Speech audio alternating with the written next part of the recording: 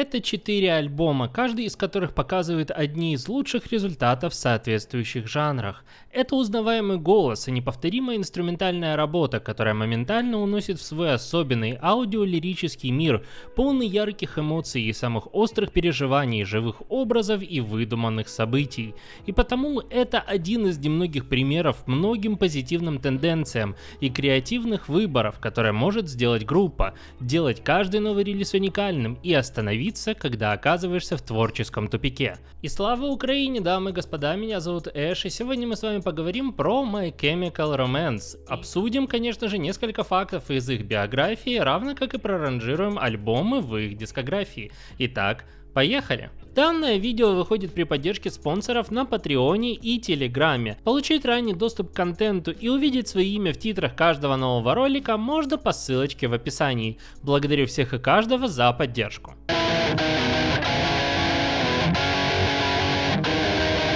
Начало карьерного пути коллектива началось с решения нью-йоркского челодова маловека Жерара Уэя сочинять и играть различные песни. Еще в подростковом возрасте он планировал быть гитаристом и играть в различных коллективах, что ему удавалось с довольно сомнительным успехом. На момент институтских лет, проведенных за обучением графическим искусством в Нью-Йоркской школе визуальных искусств, Уэй сменил свои цели на карьеру в комиксовой индустрии. Даже успешно устроился на работу в Cartoon Network в Нью-Йорке. И все бы хорошо, но наступило 11 сентября 2001 года, после которого Уэй изменился навсегда. The other things I thought about when that first building went down was a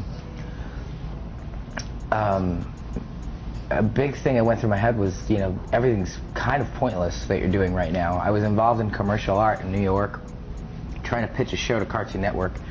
That was extremely frustrating because I was dealing with a company that had optioned the cartoon show that didn't quite get it, and I think they were more interested in turning it into toys or pillowcases and shit like that, and it was really disheartening. I need to do something that actually means something, or my life's gonna mean nothing. Just like this cartoon means nothing. Like it's all going to mean nothing if I don't do something. Прочувствовав весь шок и кошмар непосредственной близости теракта возле себя, Уэй все-таки вспомнил о своих внутренних приоритетах и неисполненных желаниях, решив заняться музыкой снова с большими усилиями. Гитаристом стал Рэй Тора, с которым Уэй пытался играть вместе еще в подростковую пору, а барабанщиком был Мэтт Пелизьер, вместе с которым и была записана первая демо-запись The Attic Demos. Ведь запись была прямо сделана на чердаке, собственно, барабанщика Пелисьера, если нас, конечно же, не обманывают интернеты.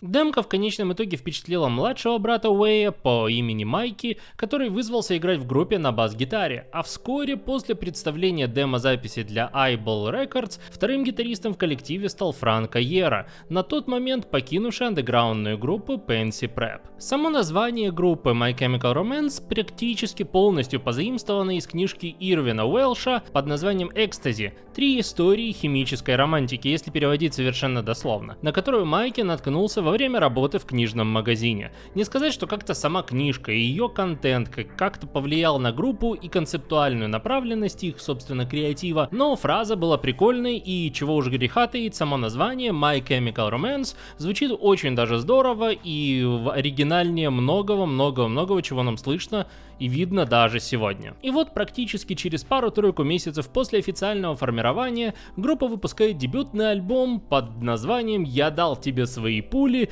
ты дала мне свою любовь», спродюсированный вокалистом группы Thursday Джеффом Рикли.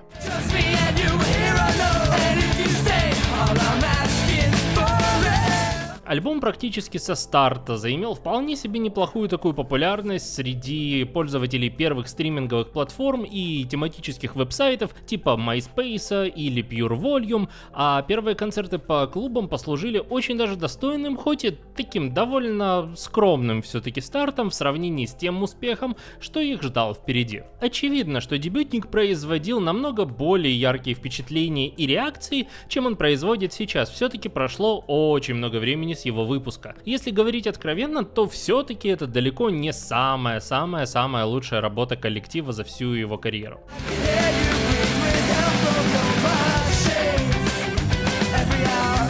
С другой стороны, понимая, что это самое первое детище товарищей MCR, а остальное будет на несколько уровней выше по всем фронтам, то этот факт на самом деле более чем простителен. Песни на альбоме зачастую неоправданно затянуты, длятся больше 4 минут, при этом не предоставляют какого-то внятного для них основания. То есть они зачастую циклируют один и тот же набор аккордов, ритмик и вокальных перформансов для дополнительного повторения все того же текста, который был уже сказан несколько раз на протяжении песни. В лирике же в основном придается целый спектр месседжей вот этой эмо-направленности, как там любвеобильное страдание по поводу и без повода, наркотические приключения и попытки заглушить тревожность и ментальные боли с помощью веществ и так далее и тому подобное. И безусловно, здесь одним из центральных текстов служит лирика трека Skylines and Turnstiles, как реакция, собственно, на теракт 11 сентября с вездесущим вопросом, куда же мы теперь все вместе пойдем после этого.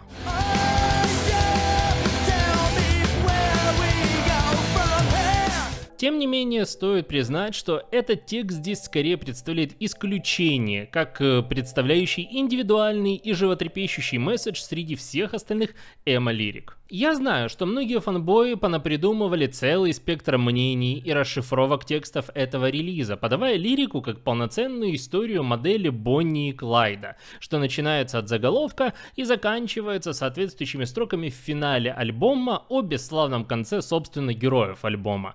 Не буду оспаривать трактовки, так как они все имеют свое право на существование, безусловно, но лично мне было намного менее интересно ковыляться в лирике и находить в ней что-то большее, нежели цепь вот этих вот эмо-символик и довольно стандартных по тем временам текстовок и словесных оборотов.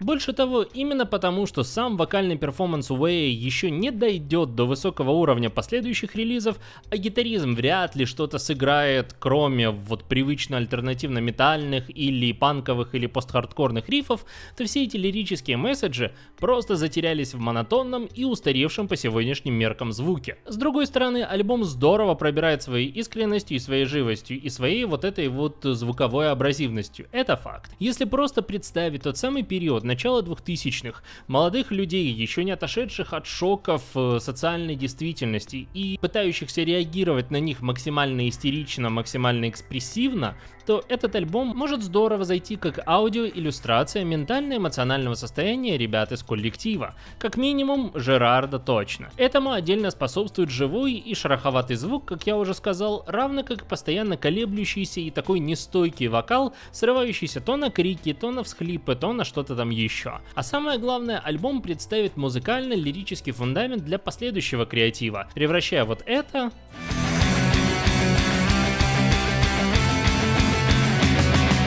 вот в это.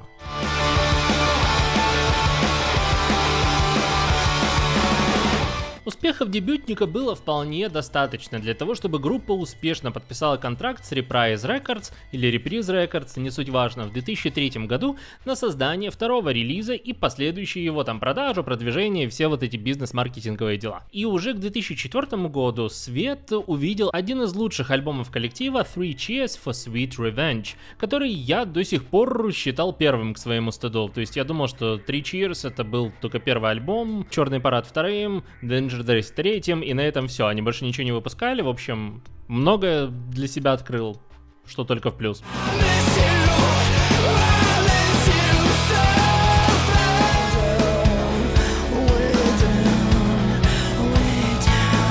Мне, как человеку, как вы понимаете, до сих пор довольно слабо знакомому с дискографией коллектива, первые знакомые песни группы стали I'm Not Okay, Helena и Ghost of You. И почему-то мне казалось, что это была всегда их вот собственно дебютная работа. Что характерно, в некотором роде этот альбом действительно вот чувствуется их собственным. То есть это альбом, собственно, My Chemical Romance, а не кого-то там еще. Потому что он не цитирует целые комплексы вот этих вот ПХК, поп, панка, металла, металла и прочих трендовых стилистик и характеристик музыки 2000-х. Мне нравится, что альбом выстроен более очерченно и рельефно в плане концепта и общего вот этого посыла, того месседжа, который он пытается обрисовать своими песнями. Жерар конкретно высказывался касательно сторителлинга за обложкой и названием альбома, говоря, что это релиз рассказывает историю человека, который был разлучен смертью со своей любимой женщиной во время перестрелки. То есть как бы подвязывая, да, к выдуманному концепту дебютника. В результате главный герой попадает в ад, где дьявол ему говорит, что его любимая жива и что он может вернуть его к ней, если принесет ему в жертву 1000 душ. За этим, собственно, и стоит такое вот общее готичное и мощное настроение всей лирики релиза.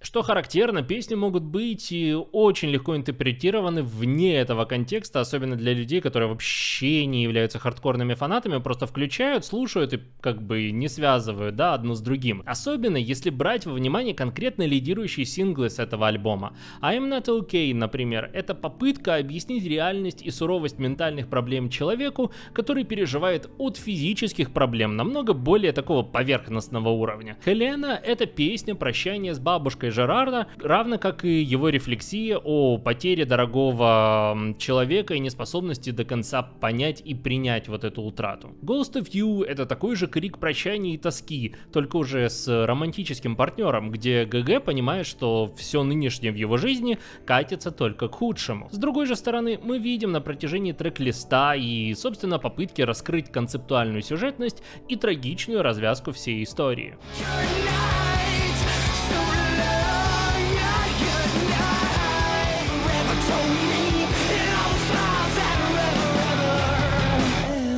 Что мне нравится, при всем при этом, даже для человека, который вообще не хочет углубляться за поверхностный уровень текстовки, альбом слушается и воспринимается эмоционально и лирически более чем достойно, особенно по сегодняшним меркам, то есть он иллюстративнее, ярче и многослойнее. Все потому, что альбом развивает музыкальный вот этот панк-роковый фундамент, заданный дебютником, причем он дает прям реально несколько шагов вперед после этого фундамента. Это особенно слышно и заметно, когда начинаешь уделять больше внимания не сингловым песням. Здесь также доминирует вот такая же шумная, шершавая и абразивная модель сочинений и исполнения гитарных рифов, поверх которых летят истеричные кричащие вокалы Уэя. Дополнительно для нужного разнообразия и выразительности идут вкрапления чего-то отличного чисто стилистически, будь то мелодик-металкорный риф в начале песни Thank You for the Venom, попсовые свисты во вступлении к треку Hand 'Em High или финал альбома на драматичном мюзикловом тоне в последней песне I Never Told You What I Do for a Living, будто вот в таком в ритме вальса, уходящего вдаль в закат, вышеупомянутой истории в лирике.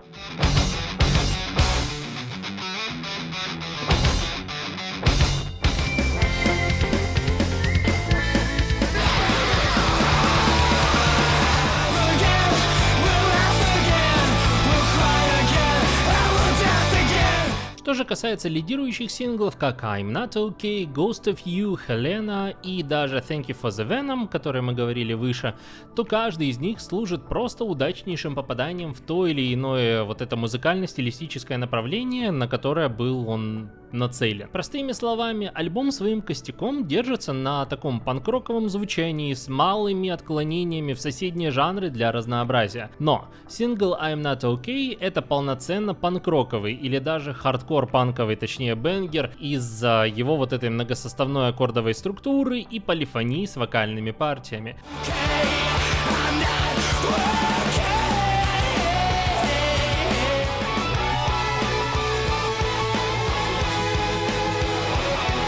Ghost of You — это трагичная баллада, которая держится практически полностью на вокале и припеве с высоченными нотами.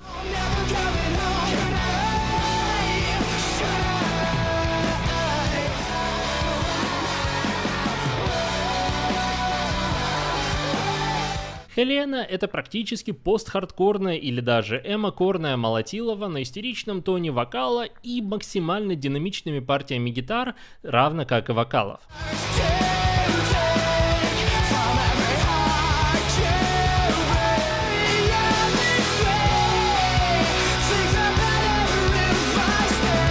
тут остается только поражаться и удивляться, как можно было так качественно скакануть вверх по оригинальности, эмоциональности и запоминаемости каждого из этих треков. Безусловно, на фоне лидирующих синглов весь остальной креатив, все-таки немного меркнет вот в рамках альбома. Но мне кажется, что эти синглы были самыми яркими и самыми удачными экспериментами все-таки, выжатыми из панковой или ПХК ориентированной тематики. Чего оказалось, кстати, вполне достаточно, чтобы сделать альбом одним из успешнейших в их карьере и, более того, одним из самых продаваемых альтернативных релизов 2000-х вообще. За 1 год после релиза альбом перешел в статус платинового. То есть это не как сейчас титул, который можно накрутить, это реально накупили люди. А концертная активность МКР перешла в высшую лигу роково-альтернативных групп и мероприятий. Монетизационная деятельность коллектива продолжилась и в 2006 году с выпуском Live CD и DVD Live on the Murder Scene, содержащими целый ряд компиляций из живых концертных выступлений группы,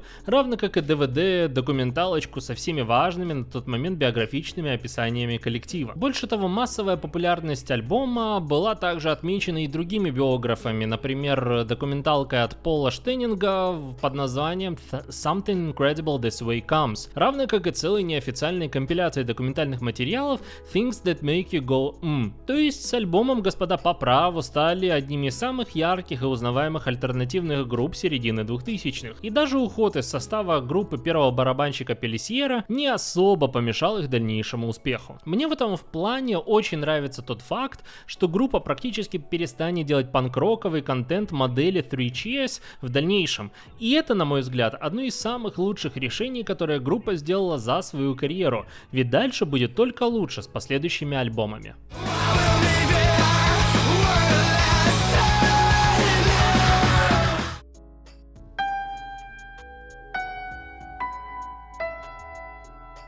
Уже с 2006 года пошла работа над следующим креативом, практически сразу после вот концертных сессий по альбому Three Cheers for Sweet Revenge. Дескать, а чё группе было ждать, когда креативные силы все еще имеются в наличии и все так же свежо и все так же сильно, как и пару лет назад. С группой начал работу продюсер Роб Кавалла, известный целой мириадой платиновых альбомов в альтернативной музыке, начиная от самых ярких релизов Green Day'ев, заканчивая Shinedown'ом и Kid Rock'ом, причем самыми их успешными альбомами. Под крылом маэстро группа начинает выкатывать сингл за синглом, и это, на мой взгляд, один из самых лучших синглов за всю их карьеру. Один раз услышать и просто не забыть никогда. Это Welcome to the Black Parade и Famous Last Words, на которые выходили не менее запоминающиеся и яркие клипы в 2006 и 2007 годах соответственно.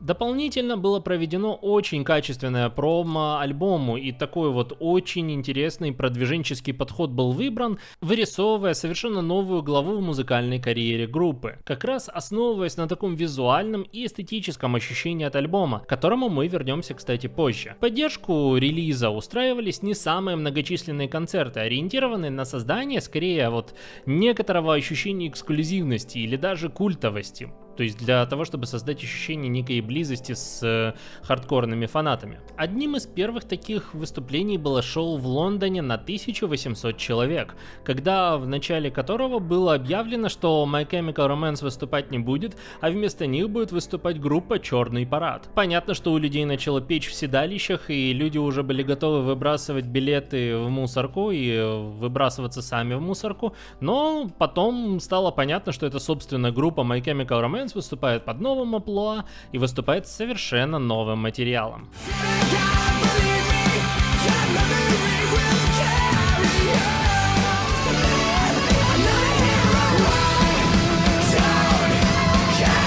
Вообще этот образ Черного Парада будет превалировать в выступлениях группы в дальнейшем и в ее визуальном ряде до конца, вот вплоть до следующего третьего альбома. Не, это третий альбом четвертого альбома. Как раз дабы подчеркнуть всю вот эту готично-мрачную тематику месседжей песен на альбоме. В том числе и благодаря такому нетривиальному на тот момент, но очень эффективному продвижению материала, альбом заимел популярность и знаковость как один из самых лучших релизов года и вообще альбомов 2000-х. Что уж греха таить, даже я сам люблю его больше всех остальных, если забегать наперед. Это, я думаю, ни для кого не секрет, кто смотрел наш контент, наши стримы, тот примерно знает, что черный парад у меня в фаворитах всегда.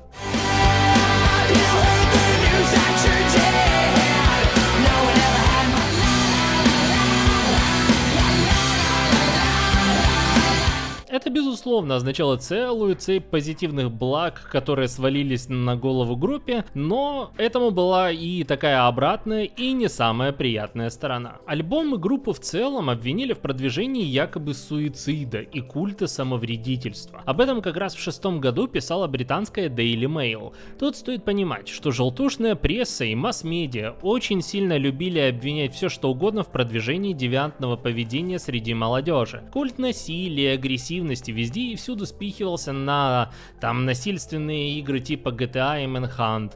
Ну, мол, типа видеоигры, нас заставляют наших детей, вот это вот все. С другой стороны, культ романтизации депрессии и самобичеваний якобы продвигался тогда популярной эмо-культурой. И понятно, что желтуха, атакующая альтернативную музыку и исполнителей, это не что-то супер новое и было придумано исключительно в 2000-х. Например, точно так же атаковали музыку группы Мэрилин Мэнсон в 90-е, до этого якобы Judas Priest атаковывали в 80-е, потому что те якобы продвигали суицид среди слушателей, а Элвис вообще не по-православному дрыгал ногами в свое время, и тоже это было не камильфо, как сами понимаете.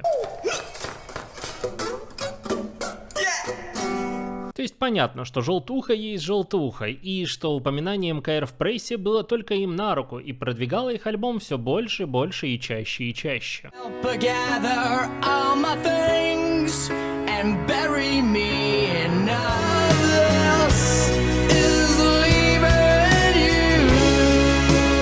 Но все бы ничего, если бы в 2008 году та же Daily Mail не обвинила в открытую My Chemical Romance и альбом The Black Parade в частности в доведении до самоубийства 13-летней Ханны Бонд. В статье подобрали целый набор из предвзятых якобы доказательств о том, что эмо-музыка и My Chemical Romance в частности довели бедного ребенка до истерики. Понятное дело, родителей, друзей, школу и всех знакомых Ханны никто не обвинял. В конце концов, каким образом к 13-летнему ребенку попал альбом, в котором черным по белому написано для взрослых, медиа не хотели об этом упомянуть. Зачем? Да? Зачем, если можно обвинить музыкантов из другой части мира вообще? В связи с этим группа была вынуждена сделать заявление, что никогда не поддерживала и никогда не продвигала ни самобичевание, ни суицид ни в коем случае. А наоборот, всеми силами продвигала идеи поиска помощи и комфорта прежде всего в своей голове. Наоборот, группа всегда ставила своей целью развлекать слушателя и успокаивать его внутренние тревоги, собственно, как и большинство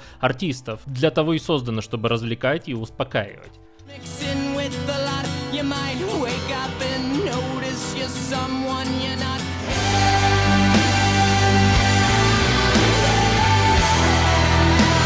Это дело даже собрало парочку немногочисленных протестов возле редакции Daily Mail. Но, увы, до сих пор редакция Daily Mail официальных извинений по этому обвинению якобы так и не принесла. С другой стороны, эта история очень здорово дает нам понять, почему этот альбом будет практически последним, к которому можно хоть как-то прилепить бирку эмо и вот чисто стилистически и чисто по звуковому ощущению. И почему группа до сих пор отрицает свое причастие к лейблу эмо и не хочет себя ассоциировать с ним вообще.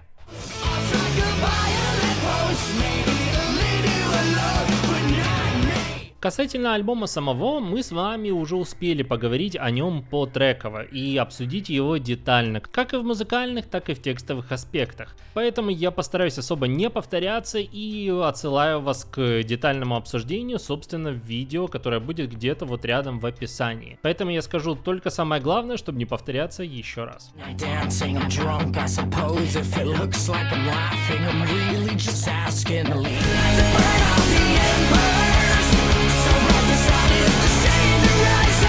«Черный парад» — это концептуальный альбом, рассказывающий историю смерти тяжело больного человека и его приключения в загробном мире вместе с так называемым парадом, который провожает его в мир иной и который ведет его вплоть до растворения духа усопшего и его оседания в памяти любимых и близких людей.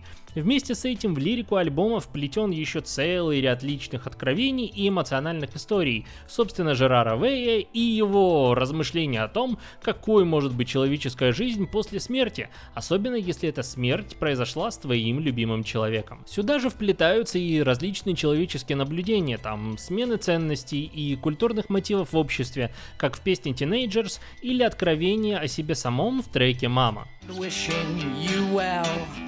Mama, we all go to hell. Stop for the smell. Mama, we all go to hell. Что же касается музыкального шага вперед после альбома про Three Cheers, то «Черный парад» мне видится и слышится меньше поп-панковой и такой панк-роковой стилистикой, вот он наполнен ей намного меньше, а в нем больше какого-то глэм-рока и какой-то вот глэмовой, пафосной, театральной всей вот этой составляющей. И потому в конечном итоге, вот когда слушаешь, то ощущение мюзикловости начинается и заканчивается вот практически полностью, как будто ты сидишь в театре и перед тобой вот действие происходит прямо на сцене. Это еще дополнительно часто подчеркивается вот многоголосиями, полифоническими проигрышами гитар, общей воздушностью и эмбиентной шумностью продакшена для постоянного напоминания, что альбом играется вот в театральной манере, в постановочной манере, и что это прежде всего играет группа «Черный парад», а не привычная нам My Chemical Romance. Вокальный перформанс мне до сих пор нравится здесь больше всего, так как он больше содержит динамических и разномастных припевов, куплетов и фразировок там различных видов, которые запоминались как много лет назад, так и сейчас. Такие бенгеры, как титульный темарь, Famous Last Words, Sharpest Lives, I Don't Love You, собственно, Мама и Teenagers, о которых мы говорили выше, This Is How I Disappear, то есть все вот эти песни, это всегда такие вот целые взрывы фейерверковые в припевных партиях и аранжировочные подходы, которые как раз к ним и от них ведут, то есть на припевах все строится и аранжировки пляшут вокруг, собственно, этих взрывов в вокале. И потому в результате имеем одно из лучших творений в альтернативной музыке того времени, и это отмечаю не только я своим фанбойством, это отмечает еще и статистика продаж, которая била все рекорды и, наверное, бьет все рекорды до сих пор.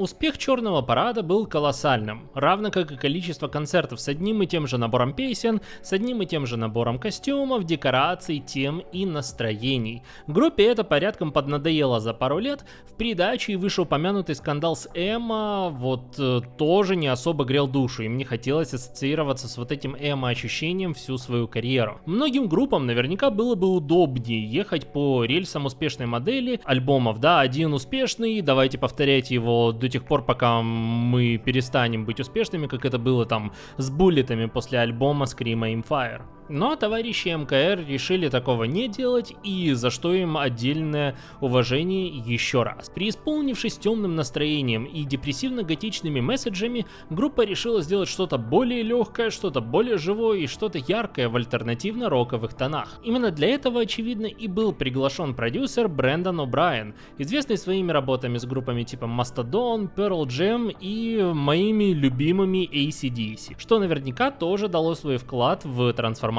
звука, но альбом не вышел. Точнее, вышел потом как компиляция песен под названием Conventional Weapons. Работая с этими треками, они были все-таки не до конца довольны, и в итоге они вернулись к предыдущему продюсеру, с которым они делали парад, взяли оттуда пару черновиков, взяли оттуда пару идей, и, собственно, выпустили альбом Danger Days, там длиннючее название, которое я сейчас не буду повторять. Из предыдущих наработок группы сохранились треки Bulletproof Heart, The Only Hope for Me Is You и Party Poison. Остальные же были отложены до лучших времен, но в финальный вариант альбома Danger Days попали не менее классные песни, как лидирующий сингл вот этот «На-на-на» или песня «Sing».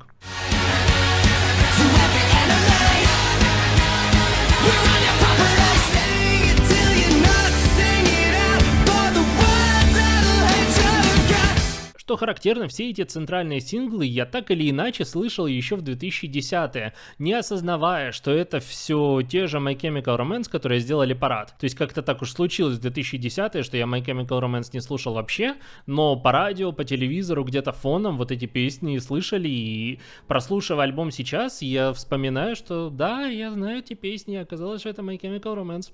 Неожиданное открытие, да? Коммерческие успехи релиза были слегка все-таки поскромнее, чем у парада, и даже по сравнению с альбомом 3 Cheers for Sweet Revenge, но все равно были номинированы на статус золотого альбома, что тоже очень и очень круто.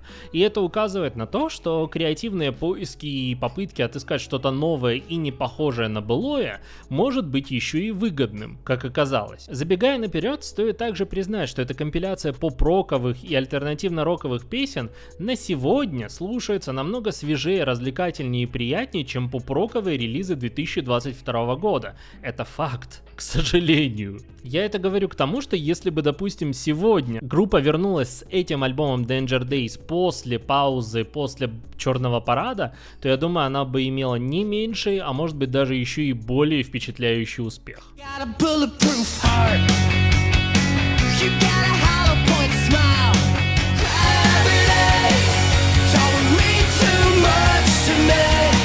Несмотря на то, что изначально товарищи из группы не хотели лепить альбом концептуально костюмированным и рисующим какие-то дополнительные визуальные образы, в конце концов релиз оказался таки, сам по себе сформировался, то есть не хотели они делать концепт, но в итоге сделали его. И сделали они некую такую аудиоиллюстрацию целой концептуальной истории, которая впоследствии оказалась целой серией комиксов про так называемых киллджоев, борцующих против злой корпорации в постапокалиптичной Калифорнии. То есть, как минимум, само настроение и тон альбома сменился на такой более энергетичный, более позитивный, более борцующий, то есть более такой динамичный. Это уже лучше в плане развития и непохожести на предыдущий креатив.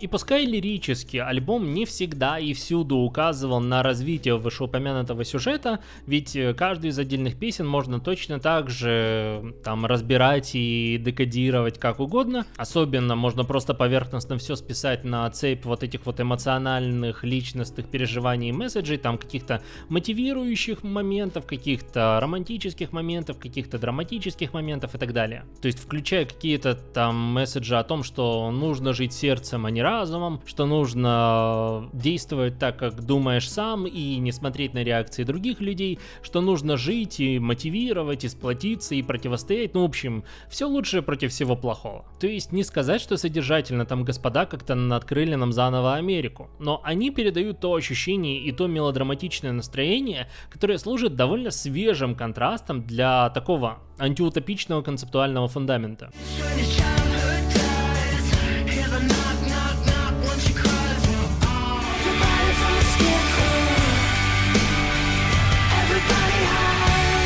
Такая же ситуевина и с музыкой, ведь мы конкретно слышим и понимаем, что песни не содержат каких-то вот этих многослойных выкрутасов по партиям, как в параде, равно как и истеричных экспрессий, которые были в альбоме 3 Cheers, или дебютники подавно. Вместо этого нам были поданы реально высококлассные, реально качественные, развлекательные, радио-френдли поп-роковые песни, то есть это просто были хорошие, простые, скомпонованные из довольно плоских, довольно понятных, довольно несложных, местами даже примитивных аккордов, но слеплены они были очень здорово. То есть, казалось бы, имеем там стандартные гармонии, ожидаемые вокальные гитарные ходы, но они вот сыграны, они сочинены, они спродюсированы и разноображены так, что просто вот все это к месту, просто все это со вкусом, поверх этого оригинальная вокальная линия, которую легко напевать и запоминать, и, собственно, прекрасно.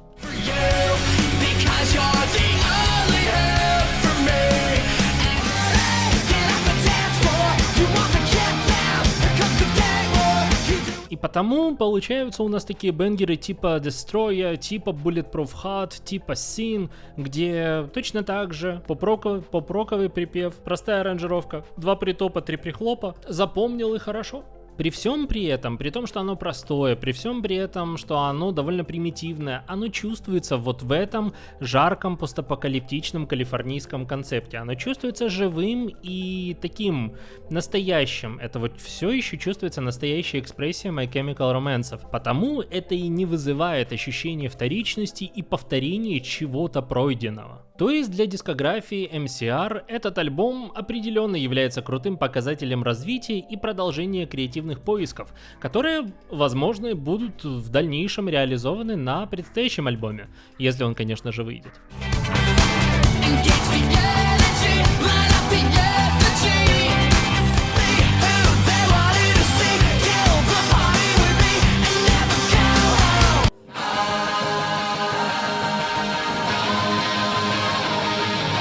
И казалось бы, четвертый альбом тоже был более чем успешен по коммерческим меркам, потому что статус золотого альбома это более чем достаточно для современных лейблов. Для группы было полным-полно возможностей двигаться вперед. И дополнительно еще скандал вот очередной с песней Sing тоже как бы подогревал всю популярность группе, да? То есть творческий потенциал, медийный потенциал до конца еще не раскрытый, и можно было бы пользоваться прям просто пуще прежнего. Больше того, пошли даже слухи и робкие заявления о том, что состоится релиз чего-то под названием MCR5, и каким-то образом он осчастливит своим появлением в ротациях и на полках магазинов.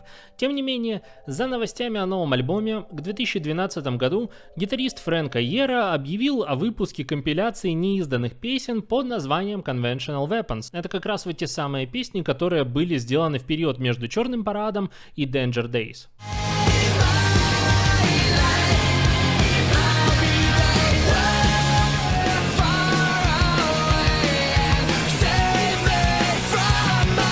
Говорю сразу, слушаются они очень даже неплохо, слушаются они еще проще и еще понятнее и еще более примитивнее они звучат и выглядят, чем Danger Days.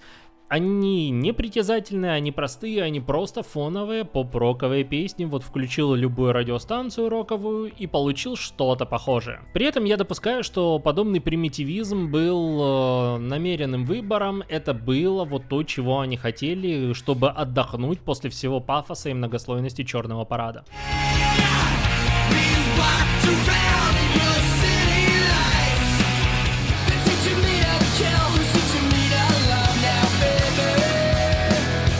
Тем не менее, у меня не получается воспринимать эту компиляцию как полноценную работу и полноценный альбом, и ставить ее в один ранг с прежними 3 релизами по целому спектру, да, характеристик, то есть концептуальности какой-то нет, связанной последовательности нет, сильной музыкальной лирической составляющей, но все-таки тоже не находится, опять же в сравнении. По мне, так альбом стоит где-то рядом с дебютником, потому что в сухом остатке мало чем выделяется вообще. Хотя и дает ровно столько развлекалого, сколько потребуется от простого и ненавязчивого музыкального контента. То есть фоновая работа и все. То есть я теперь понимаю, почему они не выпустили ее на момент как раз вот после Черного парада, потому что это было бы, ну, наверное, совсем уже слабенький выстрел.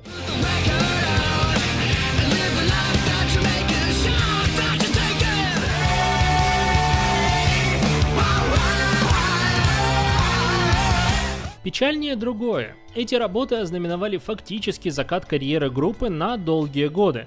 Нового альбома не случилось, и многие слушатели и наблюдатели думали, что коллектив уже все, причем навсегда. Сами участники группы указывали на то, что мы разошлись, мол, не из-за креативных разногласий и тем более личностных каких-то там терок, но фактическое положение дел указывает на то, что в некоторые годы после расформирования My Chemical Romance каждый из участников нашел какой-то свой собственный музыкальный проект, в том числе и Джерард Вэй делал сольные работы, причем вполне себе неплохие, не сказать, что прям что-то вау, но тоже неплохо. То есть каждый из участников группы пытался делать что-то, и это было все не то чтобы вау, но делалось что-то.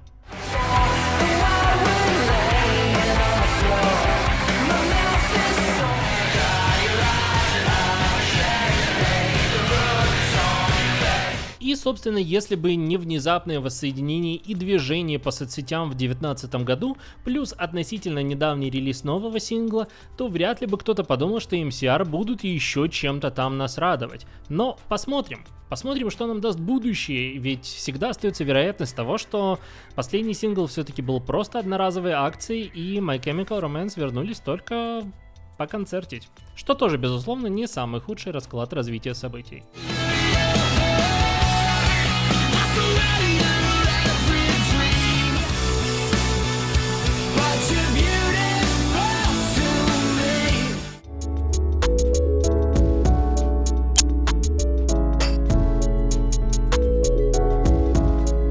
Поскольку каждый концептуальный альбом My Chemical Romance совершенно разный, как музыкально, так и лирически, то тут у каждого все равно будут свои фавориты по целому ряду причин.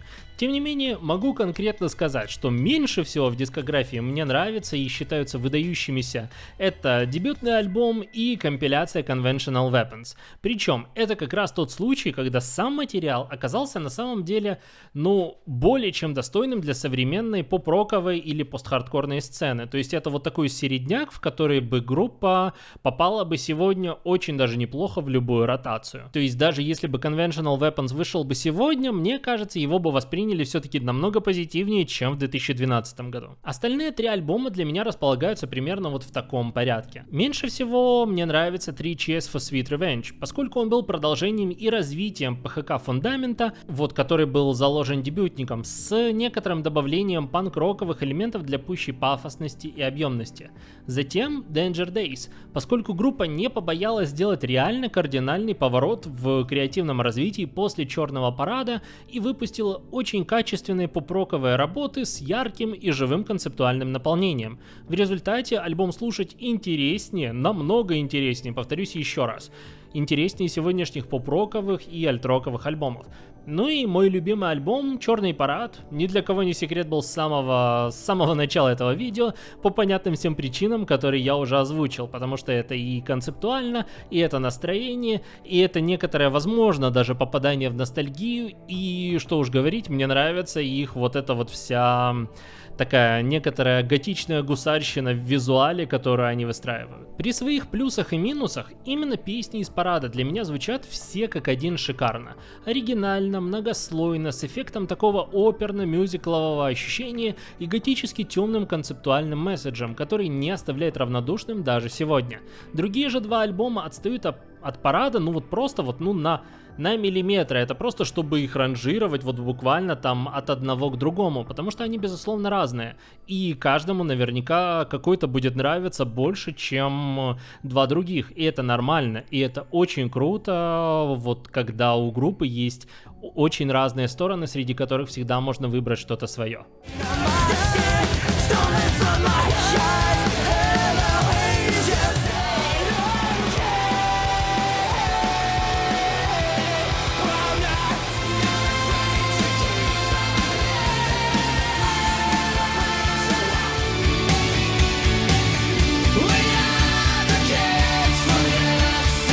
А так это все на сегодня. Всем спасибо за просмотр. Если вам понравилось данное видео, ставьте лайк. Если вы оказались тут впервые, то не забудьте подписаться на канал. Напишите в комментариях, слушали вы My Chemical Romance или нет, что вам нравится, что вам меньше нравится, и как бы вы ранжировали бы альбомы от худшего к лучшему. Рядом с моей головой вы увидите другие дискографии, другие ролики, возможно, другие реакции, а в описании вы увидите наш Patreon и Telegram, где можно получить ранний доступ к контенту без рекламы и прочих ожиданий, и увидеть свое имя вот в этих вот титрах всех наших спонсоров, которым мы очень и очень благодарны. Благодарю еще раз за внимание и, конечно же, слава Украине, дамы и господа!